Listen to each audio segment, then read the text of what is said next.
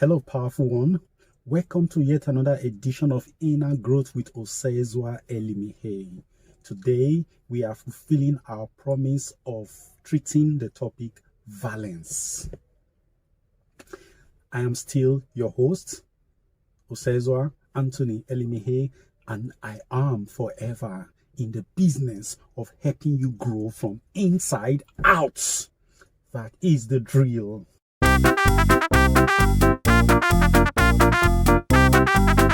Now that we are back, so what is a valence? A valence is defined as a very powerful personality that is falsely assumed by a person in order to survive.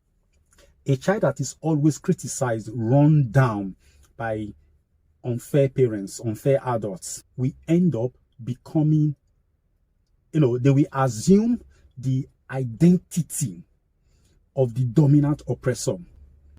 Okay? They can function as the father, if it is the father that is oppressing them, that is always calling them out, or if it is an aunt, it's a case of adapting to that role. So they will assume the role of the powerful person and begin to function that way. Therefore, in their lives, they become critical of people. They don't say anything good in anybody. They criticize everything. All right? Now, when you see people on social media ever so open to abuse people, ever so open to criticize and condemn human beings, know where they belong. They are coming from a past. That is not the real thing. It is a valence. It is an assumed and a false personality that is working in them. The thing is this, that once created, it goes into the subconscious of the person and begins to function from there. Some people lapse into this role without even being aware of it. It's a gradual process, they sink in. So, in an environment of censure, of criticism, of condemnation, a child doesn't become themselves. What do they become? They start assuming identities that hide their real identity. Why are they hiding their real identity? Because it is a beaten identity, it's a battered identity. It is the identity that constantly being harassed, constantly being criticized. Therefore, they will take the identity of their critic, of their most powerful critic, and begin to function like that too. That is why Ron Hubbard said that hurt people hurts people. That is, people that have been hurt end up hurting other people. A real human being cannot hurt any other person, at least willingly. Then let's look at the other side of it. Some people do not really, when we talk about the power of the human mind, they really don't understand it. They can't really imagine it. Because with the power of identity, you can become anything. You see, in you exists a tome of memories. Whatever experience you are looking for in life, sickness of any type, you can find it in your memory. If you need it, your operator can go for it, get it, and he put it on you. Children have had to develop sickness over a period of seconds, minutes, just because they wanted to avoid going to school. Yes, they just develop it. Why? Two children, two boys, very close, from different mothers of the same father. One of the boys took ill and he couldn't go to school. Now he was not left with the other brother to go to school, and he couldn't imagine himself going to school alone. It was like death. This was a boy of 4 or 5 years old. What did he do? He dropped down in fever. He had high fever instantly. When the teacher came to pick him, they saw his temperature. The father said, no, keep him, he can't go. Became ill. My uncle told me about a son of his. One of his sons is asthmatic. The nurses were so nice to the boy, trying to make him feel comfortable. The younger brother started manifesting signs of the symptoms of the same sickness, asthma. And they had to bed the boy. They gave him a bed. How did he do it? It's just Engram. It is the mind. He had just seen that his brother was getting the care of his life, so he had to get it too. The mind can do it.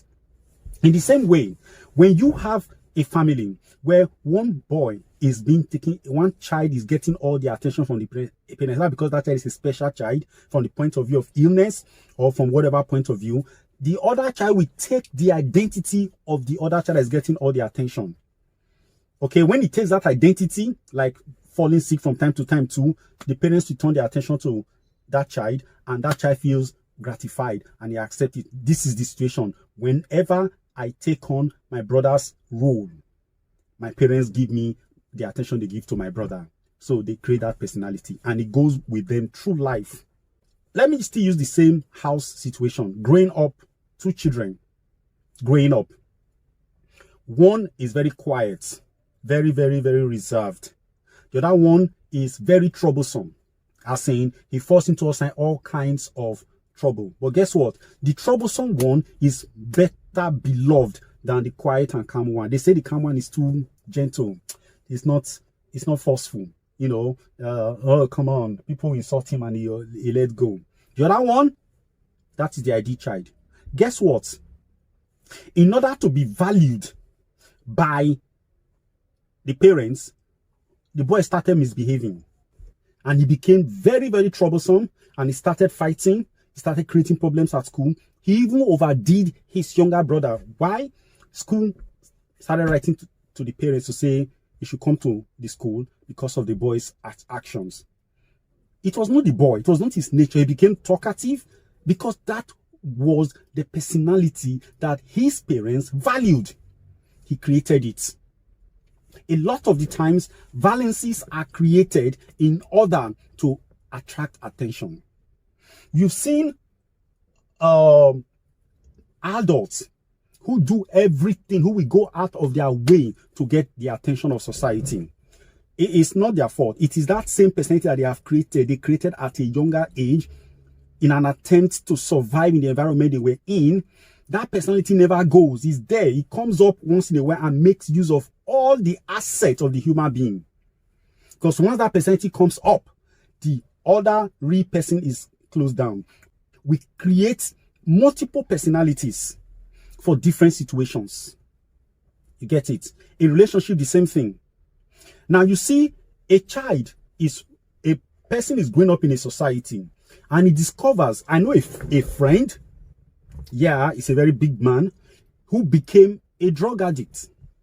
Because when he got to the UK, he discovered that he is dyslexic, and his case was not discovered on time.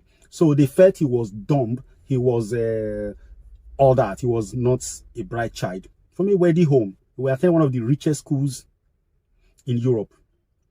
And he realized that some of the brilliant boys in school, the most fashionable boys in schools, were the boys that were taking drugs.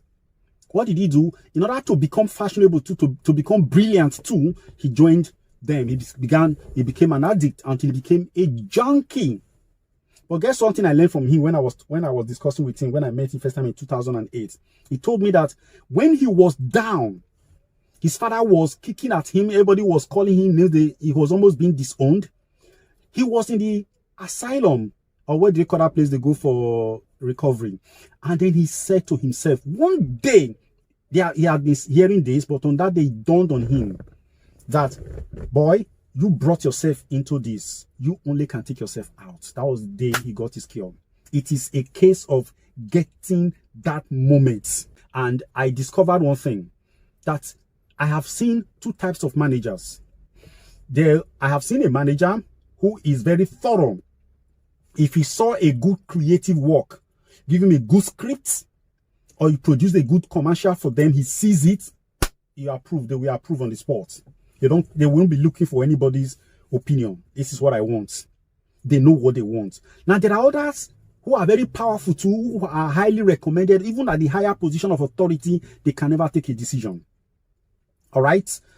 I had a particular one in one of the banks, I won't mention the name right now, who for 24 months delayed a corporate campaign for their bank. Why? Because he couldn't take a decision on his own. He would call a committee. There was a day we had about, if I'm not exaggerating, 30, 50 people in a hall to come and look at the commercial we had written and see whether it's going to sell. Escape. People's personalities have been so battered that they had to hide it. People's opinions have been so messed up that they had to forget about having one. This is one thing I learned when I was in Rosabelle Leo Bonnet. Then, when we were coming to have a what they call brainstorming session, one thing used to be written on the board then: shoot down no idea. That was just it. If you have an idea, say it, but don't shoot down anybody's idea. This was a way of getting everybody to be able to speak, to give people courage to speak. But when a person has grown up in an environment of censure, of being criticized, or being subjugated, it will not work. There's another personality that you see that is very critical, that is very judgmental. It is the personality who lived in an environment of where criticism is the norm, but he as a person, she as a person was not criticized, was seen as a special child, and was recruited to their side. You get it? The child was recruited. You know, this is a good boy. No, this is a special boy. And they criticize others. So such a boy grows up to become very critical of every other person and sees himself as the perfect person. That personality that he has assumed, that superiority complex, is not his personality. So he believes in nobody else but himself. That's another critical case. These are people who grow up to become despots. These ones are even mild cases of violence. What about a very deadly traumatic case of violence that I had? But this guy particularly, I think it was in 2019, he heard my voice on radio, and on that very radio show, my number was given out on air. So this guy called me on WhatsApp. He said he was in Malaysia. He said he had a problem. The problem was that of panic attack. He didn't have a name for it. That he had this fear that he was going to die any moment. And when that thing came to him, it was so overpowering that he didn't think it would last the next moment. And it's a problem he had kept in himself. And on that particular day, I spoke around that kind of area. So he called me to see if I could help him out. I laughed. I asked him, what is the origin? He told me about when he was in primary school in one of the eastern states. It was in primary school in the village. And it was the era of the Bakassi boys. You know about the Bakassi boys, those they are rampaging in that state, in Anambra state, Onitsha particularly. Now, there was this thing they said about them, that they have a machete that they hold. And that machete, if they presented it before any human being that they suspected, and if that machete showed blood, it meant that person was a thief, he was a killer, he was a ritualist, and they would kill anybody that had ever stolen before or had ever killed anybody to make money, kind of thing, was under the radar of the Bakassi boys. He was in the village.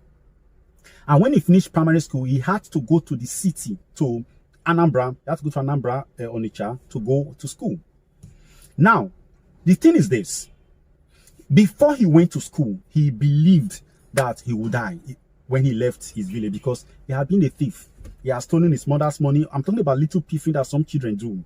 Steal his friends' pencils and biros in school. So because of that, he concluded that since they say Bakassi boys kill thieves and bad people, he was surely going to be killed.